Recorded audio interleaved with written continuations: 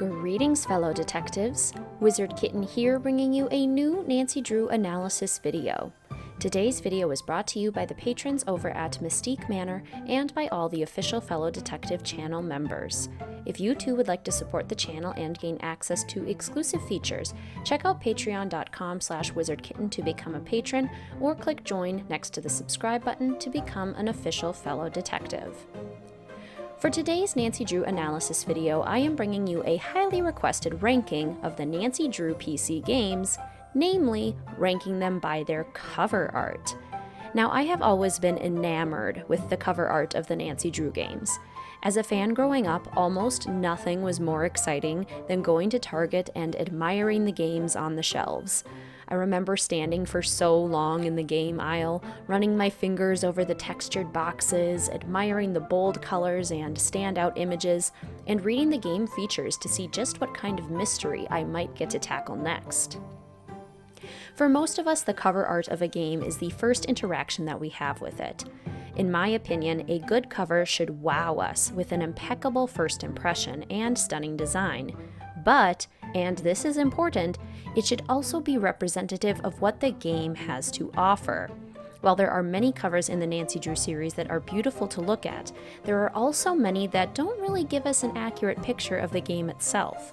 So for today's ranking, I've decided to divide the covers up into 4 categories based on these criteria. The lowest category includes the covers that are neither visually stunning nor representative of the game. If a cover is particularly unrepresentative, it can also cancel out any visual appeal that the cover may initially have. The second to lowest category, and also coincidentally the largest, includes covers that are either visually stunning or representative, but not both.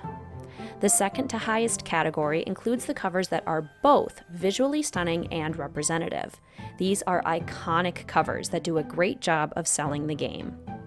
And finally, the highest category includes the covers that are visually stunning and representative, but also have some impressive wow factor to them. These are the covers that basically get everything right. Within each category, I've ordered the covers based on my subjective opinion of which ones are more successful and more pretty. Since this ranking is highly dependent on my own personal preferences when it comes to color schemes and aesthetics, know that how I rank the covers may be completely different to other fellow detectives with different priorities. These are just my opinions. Also, this ranking is based solely on the front cover of the games, so even though you'll see the back covers, know that those were not included in my analysis. And so, without further ado, let's take a look at the covers courtesy of the DVD wrap downloads on Her Interactive's website and dive in. Starting at the very bottom with spot number 33, we have Secrets Can Kill Remastered. This was the remastered version of the original Secrets Can Kill, which was the very first mystery of the Nancy Drew series, and this cover just does not represent the game. My big issue with this is that we have these 3 characters in the back who are supposed to presumably be Hulk Sanchez and Hal Tanaka, but then who is this random person? Also, this looks like Connie from the games, one of the other characters, but why would Connie be front and center when she is no more important than Hulk or Hal? There's also nothing about Nancy or Jake Rogers, the person who gets murdered. I also do not like this font here. It just seems kind of immature and really not in line with any of the other covers that we see in the games. The colors are fine, but this just does not represent the game to me. Next, in spot number 32, we have Nancy Drew Midnight in Salem. Now, I have a lot of qualms with this game, especially this part right here where it says the title of the game, Midnight in Salem. In the actual covers that were shipped out to people who did pre-orders, this Midnight in Salem part is virtually invisible. You can barely see it, and not being able to see the title of the game is a huge issue. Beyond that, this cover is just kind of bland and not representative of the game. The things that we see in the background are the cemetery here, and it doesn't really look like the cemetery that we see in the game. We do have the AW symbol, which I appreciate, but why is there a crow or a raven? That doesn't happen in the game at all. We have these spooky trees without any leaves, which is also something that we don't see in the game. The game very clearly is supposed to take place in the fall, and in-game there's all sorts of orange trees, so why do we have these completely empty ones? We also have a burning building back here, but it does not look like the Hathorn house, and we have this spooky ghost that's supposed to make us feel all afraid, but it just does not represent the mystery. Really, I just think everything was kind of a step away from what it should be, and overall results in a really unsuccessful cover. In spot number 31, we have Ransom of the Seven Ships. Now, a couple things that I do like about this cover. I love the color scheme. I think the blue of the ocean water is really pretty, and I like the coral. It's cool seeing all of the ocean creatures and the treasure beneath the water. But that's kind of the issue that I have with this cover, is that all of this visual appeal is kind of undermining what actually happens in the game. Most of the game takes place on land in more of this kind of palm tree setting, and a lot of the game, especially when it takes place underwater, takes place in more of a third-person view rather than this really cool kind of first-person visual that we might have gotten to see otherwise. There's also a lot more sharks. We never really get to explore the inside of a sunken pirate ship. So the game overall just is not well represented by this cover, even though I do like how it looks visually. In spot number 30, which is funny because this is also the 30th mystery of the Nancy Drew series, we have the Shattered Medallion. I do like this cobalt blue color, especially since it matches Sunny June's hair, but the background of this image just really upsets me. We have some of the characters that we get to see in the game, but there are also a bunch of characters that we don't get to see, which honestly just kind of feels like a tease because I really wish we had gotten to interact more with the rest of the cast of the game show. Also, having Sunny as the very center of the cover art is kind of disappointing, especially with the disappointment of the execution of Sunny's character in-game. Who is this driving the submarine? Is this supposed to be Nancy? Because we're not supposed to be able to see Nancy, so this just kind of confuses me a little bit. We're getting some spoilers in the cover art as well. Just in general, I feel like this cover is more of a tease than it is a representation of an actual game. It's giving me a lot of things that I wish I could have, and not so much what we actually get to receive. In spot number 29, we have The Deadly Device. I actually really love this game, but I am not enamored with this cover. We do have this really nice turquoise color, which I like a lot, and the electricity is really cool, but we're also getting kind of this image of who I believe is supposed to be Nico Jovic, and it just doesn't look like how his character is portrayed in game, so it just feels a little bit off. Also, the background of this cover really isn't that interesting. It's just a bunch of mechanical equipment, a lot of metal, all of it kind of looks the same, and so I'm not really getting a whole lot of what this mystery is about other than machinery and electricity, which just isn't really that exciting. At number 28, we have Alibi in Ashes. This is a special 25th edition because it was the 25th mystery in the Nancy Drew series, but I think they kind of let us down with the cover here. It's honestly a little bit bland. We have the town hall on fire, and we only get to see it in game when the ruins are kind of charred, so it doesn't feel like it's really representing the game to me in that way. We also have River Heights PD, Nancy Drew, Suspect. We have these images of Bess, George, and Ned, which is again just kind of a tease because we never actually get to see Ned in person. So having him realized here as a character that looks like we would get to meet in person along with George and Bess just doesn't represent the game to me. We also don't see anything else that we get to do in the game besides the town hall, so this cover just kind of lets me down. It doesn't give me enough of the game. At number 27, we have Trail of the Twister. I love the purple color on this cover, and I think the twister itself is really cool, but this is just another case of showing me something that I wish we had gotten more of in-game on the cover that we really don't get to realize much. There's really not a whole lot of twister activity in the game itself, especially not ones that are close to Nancy. There's also not a ton of lightning. There's not a ton of really aggressive winds. Honestly, I wish there was more of all three of these these things. We get a nice view of the Canute farmhouse here and the barn, so it is representing the game in this way. And there is also the storm hunting truck that looks very similar to the one in game, so it is at least a little bit representative. But overall, I just feel like this cover is more bland than it could have been and not as representative of the actual features of the game as I would have liked.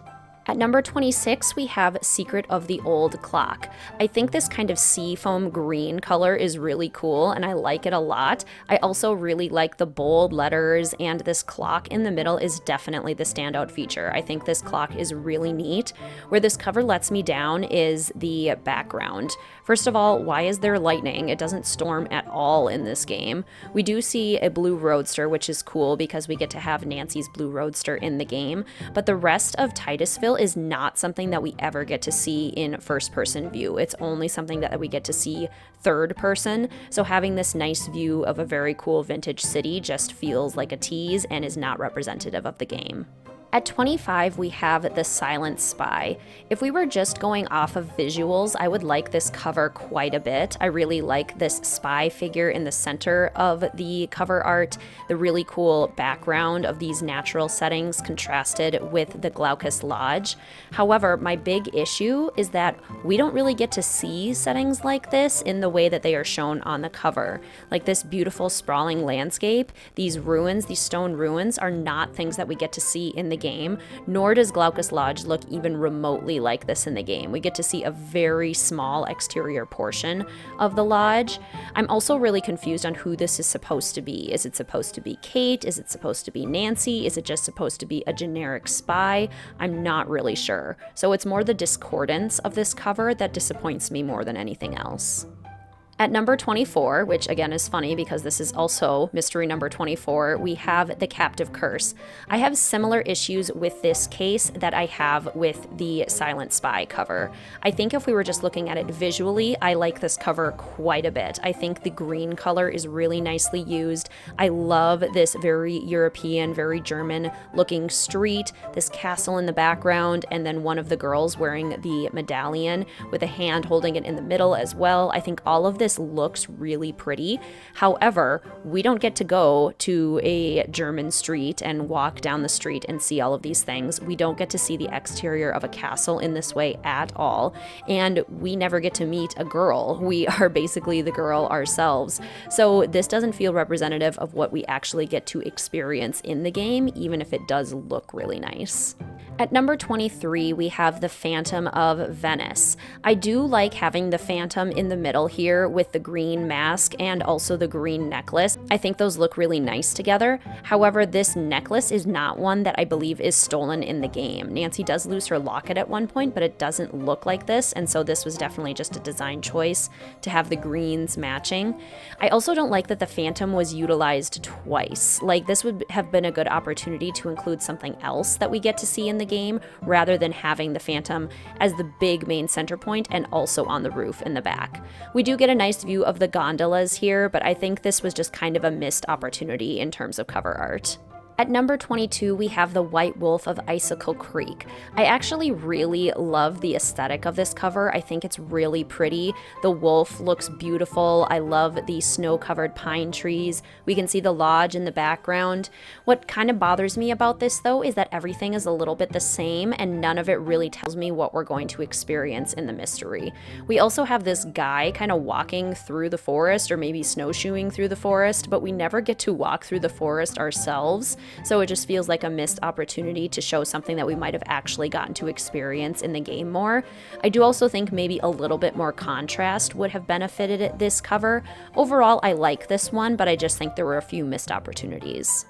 At number 21, we have Danger by Design. I think this is a good example of using contrast a bit more successfully. We have kind of a solid color scheme up here with a lot of the red, but then it's contrasted really nicely by the more natural colors of the streets of Paris down here and the shadow of the Eiffel Tower in the background. Overall, I think this does show Paris really nicely, even if we don't get to see this kind of aspect of Paris, which is why this isn't ranked as highly as some other covers. However, I do really like that the game is represented really nicely by the standout mask in the middle, Minette's windmill in the back here, the Moulin, and the red sparkling dress. So I think we get to see a lot of elements of the game, and I do like how the colors balance each other.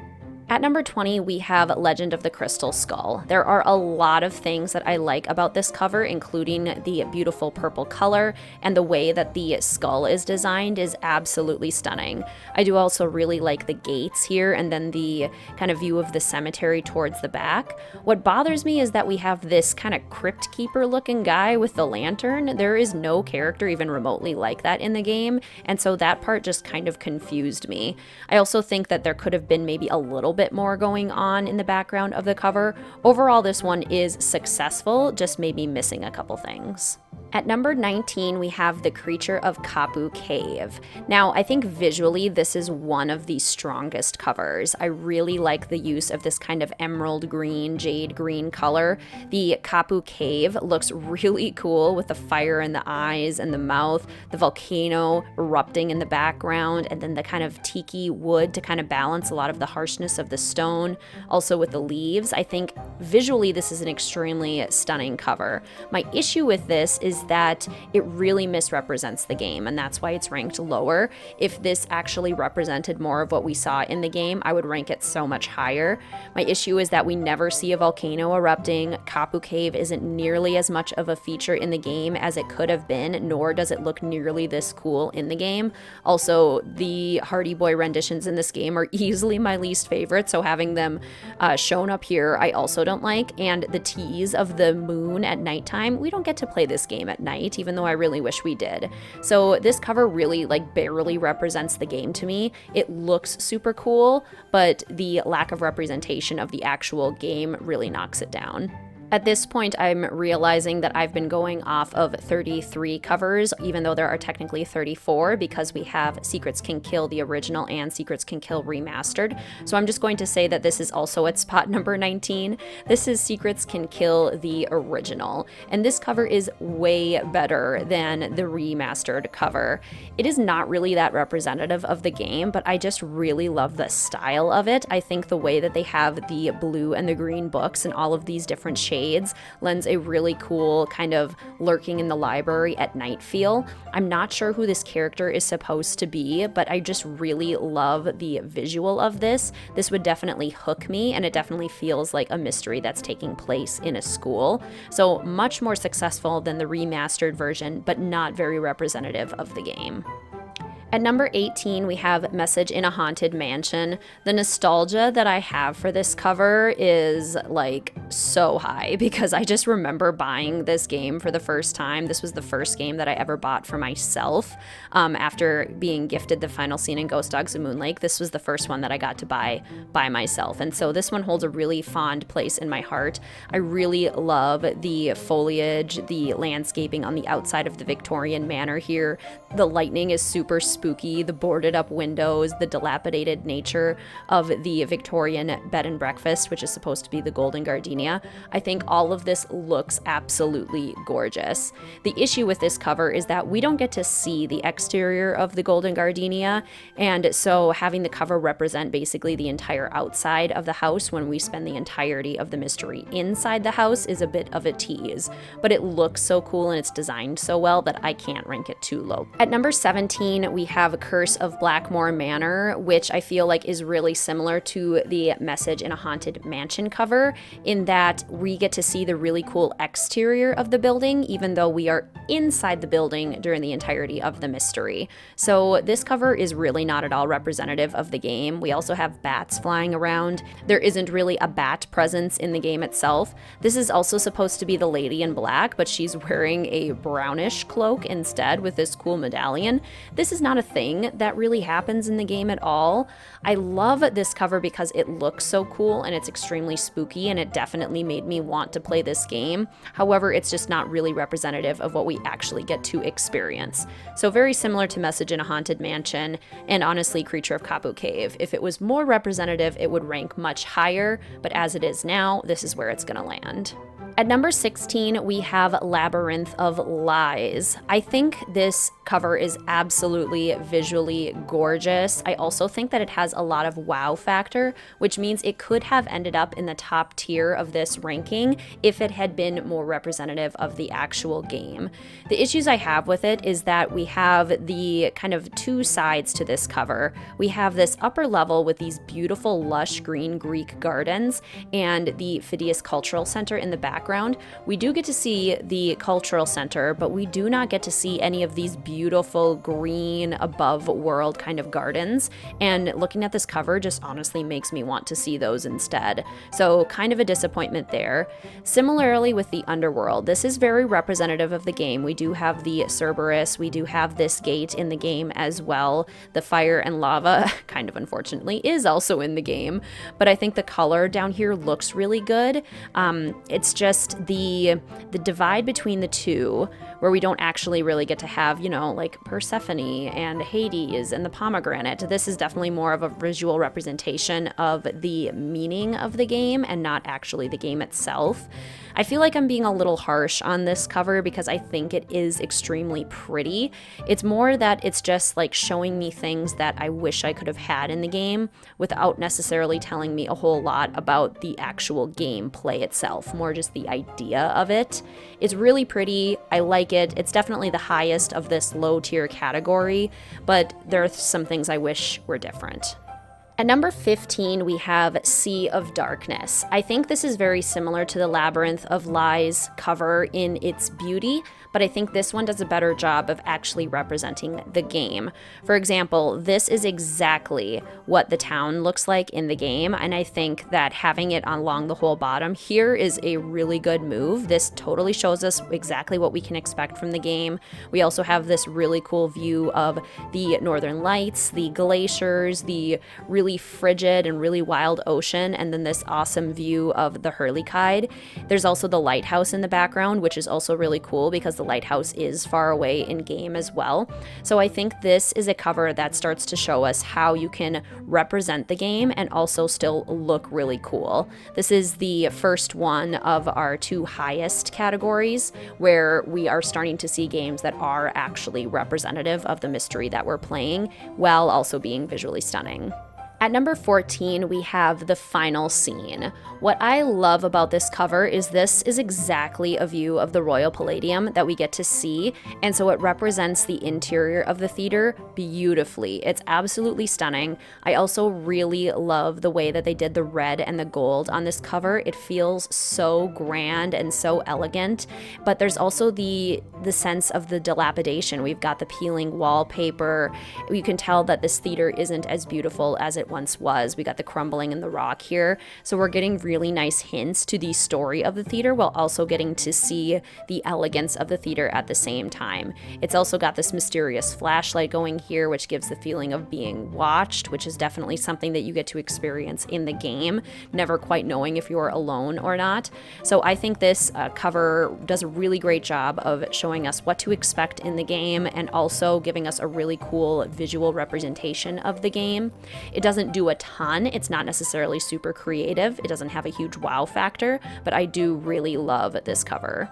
At number 13, very similar to The Final Scene, we have Stay Tuned for Danger. So this cover, just like The Final Scene, really takes one color and kind of runs with it. We've got this beautiful magenta pink with the gold accents on the cover, and I just love how it looks. It's very elegant, very beautiful. I also love that this looks exactly like the set that Nancy gets to explore in the game. And then we have kind of this mysterious figure in the wall here casting this long shadow, which is just very creepy, very spooky. Again, giving us the ambiance of the game without revealing too much, but also very much showing us what we can expect to see and do in the game, including the Worldwide Broadcasting Studios logo. I just think that's a really nice touch. This, again, isn't a wow factor cover. I think it is kind of more simple because it is just showing one scene, but I think it is still really stunning. At number 12, we have The Haunting of Castle Malloy. This is just such a great cover. We have the kind of green and blue spooky background, which feels very much like trying to walk along the grounds at night with the moon as your only source of light. I just love that, already giving us the ambiance of the game. We do have these kind of stone ruins in the game. We are able to see the ocean. There is a lot of crow activity in the game, and the fact that we have the beautiful castle here with parts of it crumbling so you can see the exposed side of it is just really cool. And also, obviously, the main feature we have here is the Banshee herself in The Haunting of Castle Malloy. So the fact that we get to see all of these cool features of the game, I think, is really fantastic. The background itself combined with the central figure of the Banshee, I don't know that they meld super well together. It does kind of feel very much like background, space, central figure, and I think that could maybe be improved, and that is something that we see in some of the covers that I rank more highly, but overall, extremely successful cover. I love this one. At number 11, we have The Secret of Shadow Ranch, which has a lot of similar aspects to the Haunting of Castle Malloy cover. So we have this really cool central figure of the ghost horse, the phantom horse, which I think is really well done. And then we have this really beautiful background here that shows us exactly what the ranch looks like. All of these different buildings here are buildings that are representative of the ones that we see in game.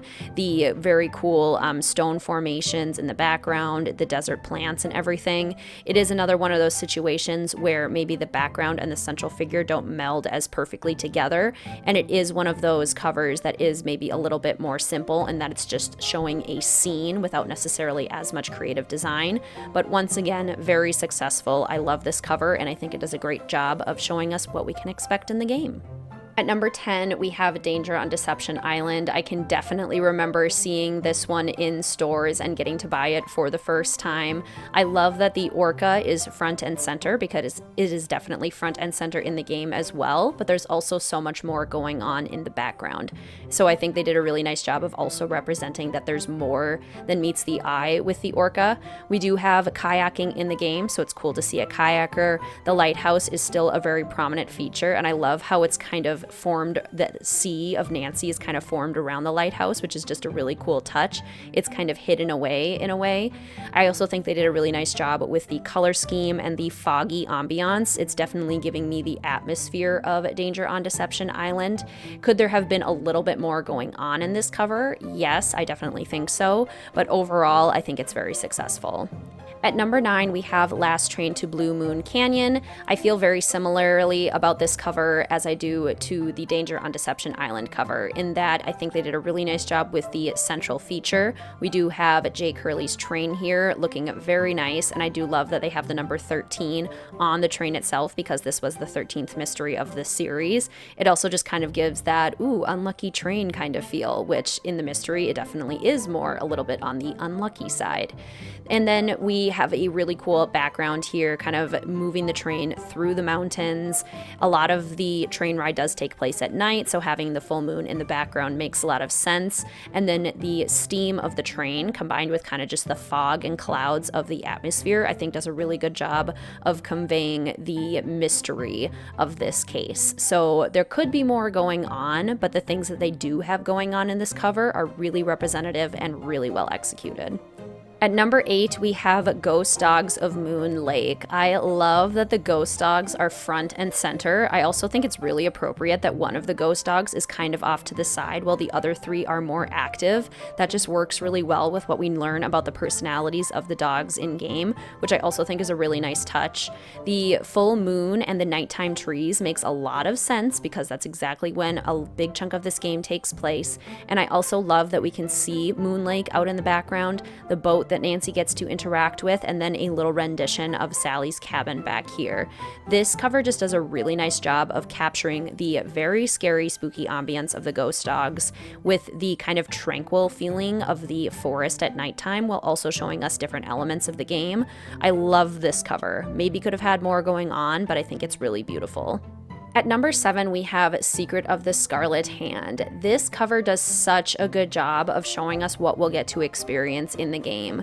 We have the beautiful winding paths and the lights of the actual gardens at Beach Hill Museum, which I love. We have a very accurate rendition of the monolith, which I again love. It looks very much like we have in game. We have a mysterious shadowy figure back here, kind of just showing that we never really know who's behind all of the problems that we're having at Beach Hill, so giving us a real sense of mystery. And then in front of it all, kind of eclipsing everything, is the mysterious Scarlet Hand, which I love because it is the central feature of the mystery, and I love how it just kind of overlaps everything. It almost looks like we're looking through to the garden through a window, and then there's just this big mysterious red handprint blocking our entire gaze.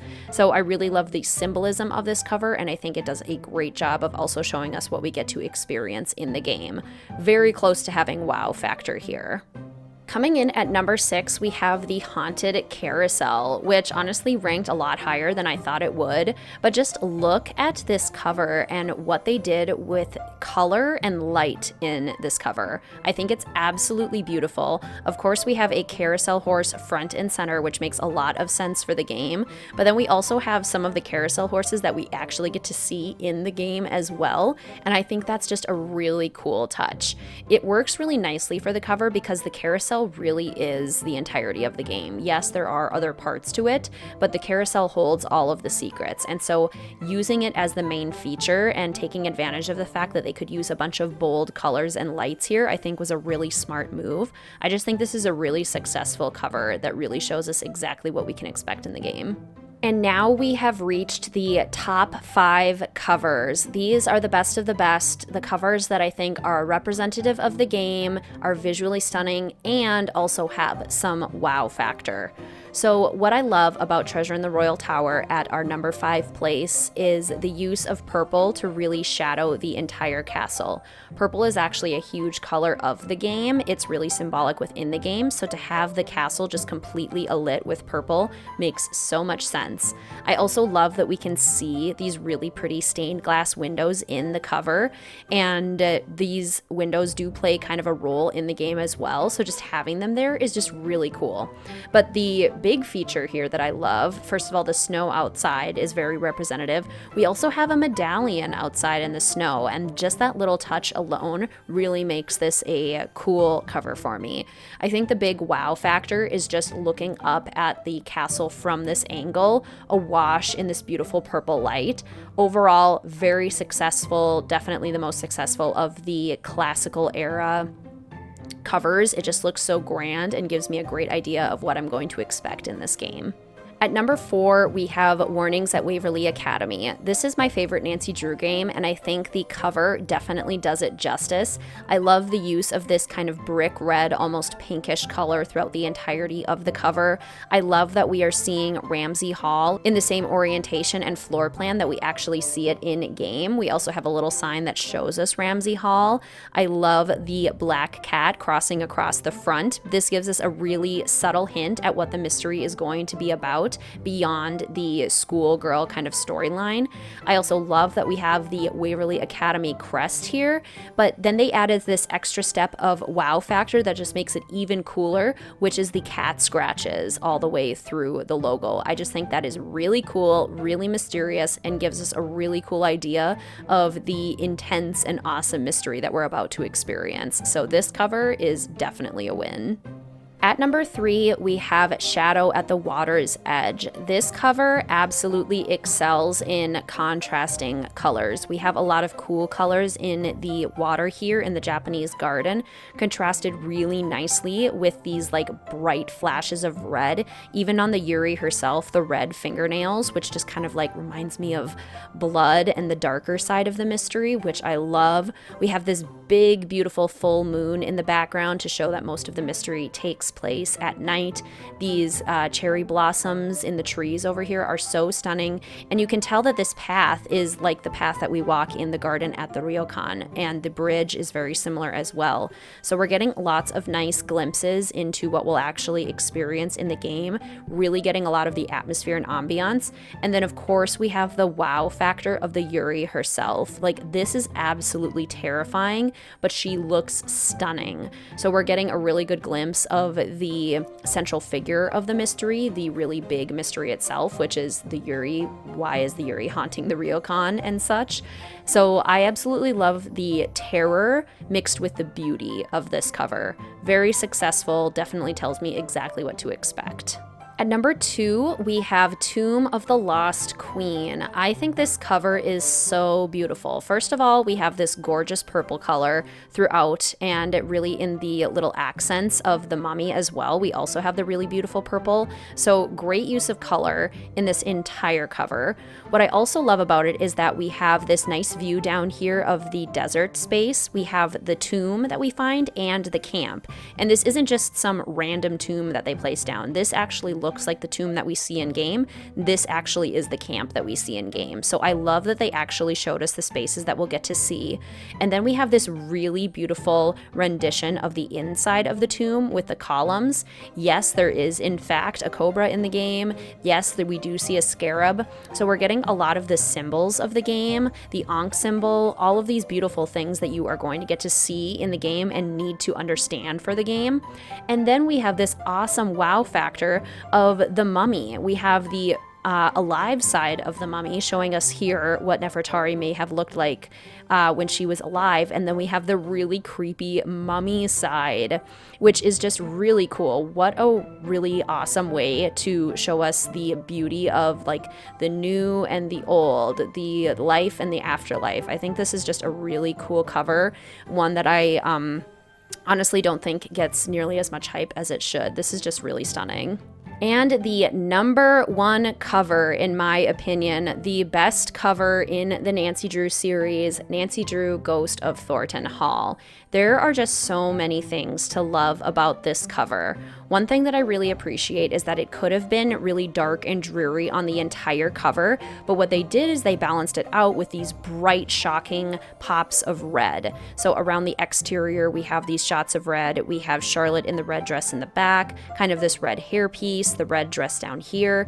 Also some flashes of gold and light to help really brighten up the cover. So it's not all just kind of one washed out color, kind of like the White Wolf of Icicle Creek one was just all white. This is mostly black and gray, but also has some pops of color.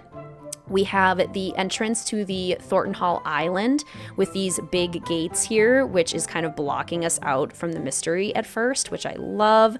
We have an exact replica of what Thornton Hall looks like in the mystery. We also have the crypt and the cemetery, which we do get to see. This rendition of Charlotte's ghost, which again, very prominent.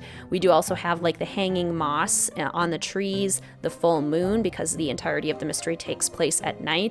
And then how can we ignore this beautiful central figure of Charlotte Thornton? Charlotte being the main ghost of the mystery and just beautifully designed here. This is a necklace that we use in the game that is actually important to the solving of the mystery. The black gloves here, the detail of this lace is everything.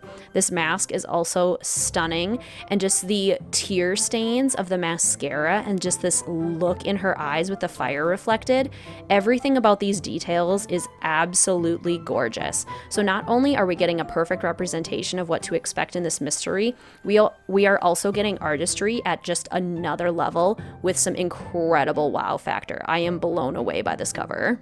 So there you have it, fellow detectives. Those are all of my thoughts on the covers of the Nancy Drew series. That is how I would rank the covers from worst to best, based on which ones represent the mysteries, which ones are the most visually stunning, and which ones make the best use of wow factor.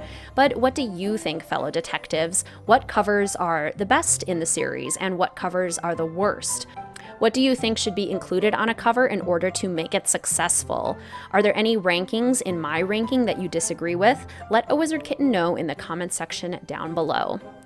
If you really enjoyed this video, please consider hitting that like button or tipping me for the video with a super thanks next to the download button right beneath the video. If you would like to come join a fantastic group of fellow detectives at Mystique Manor as a patron for the channel, gain access to exclusive content, and support the making of more content like this, please check out patreon.com/wizardkitten. I also have channel memberships with exclusive badges and emojis to use during streams and in the comment section. If you'd like to support the channel by becoming an official fellow detective, click join next to the subscribe button.